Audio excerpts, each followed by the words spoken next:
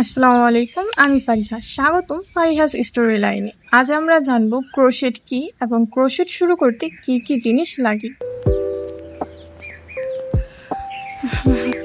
Crochet করার জন্য প্রথমেই দরকার সুতা বা ইয়ার্ন, ইংরেজিতে ইয়ার্ন বলে থাকে।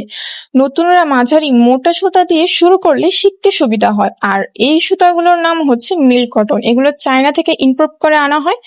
আর এগুলোর কালার কম্বিনেশন গুলো সত্যি খুব দারুণ হয়। তারপর যেটা হচ্ছে সেটা হচ্ছে ক্রোশেট হুক। বিভিন্ন সাইজের হুক পাওয়া যায় নতুনদের জন্য। 3.5 mm হুক এবং 4 mm হুক ভালো কাজ করে।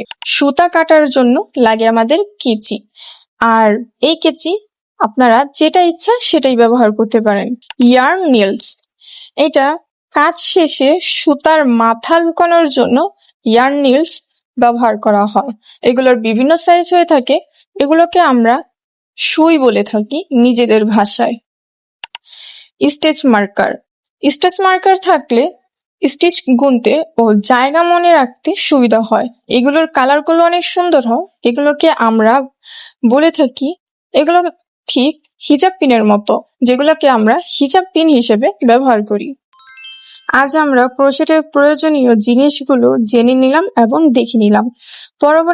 পরের ভিডিওতে আমি দেখাবো ক্রোশেট কিভাবে ধরতে হয় এবং স্লিপ নট কিভাবে করতে হয়। তাই চ্যানেলটি সাবস্ক্রাইব করে পাশেই থাকুন।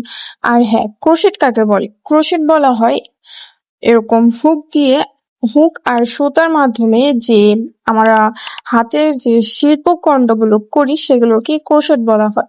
আমরা বাংলাতে সচরাচর শুনেছিলাম কুশি কাটা, সেটাকে ইংরেজিতে ক্রোশেট বলা হয়। আর আমাদের পেজে নতুনদের জন্য এরকম ফুল একটা সেট কম্বো সেট পাওয়া যায়। যারা নতুন আছেন তারা অবশ্যই আমাদের পেজে এবং আমাদের হোয়াটসঅ্যাপ নাম্বারে ইনবক্স করতে পারে। আমরা তাদেরকে সাজেস্ট করব যে আপনাদের জন্য কি কি ভালো হতে পারে। আর আমাদের এরকম রেগুলার নতুনদের জন্য ভিডিও আসতে থাকবে, তাই আমাদের চ্যানেলটি সাবস্ক্রাইব করে পাশেই থাকুন। যদি পেজ থেকে দেখে থাকেন তাহলে অবশ্যই ফলো দিয়ে পাশে থাকুন। আর যদি টিকটক থেকে দেখে থাকেন তাহলে লাইক কমেন্ট করুন। টাটা, আল্লাহ হাফিজ।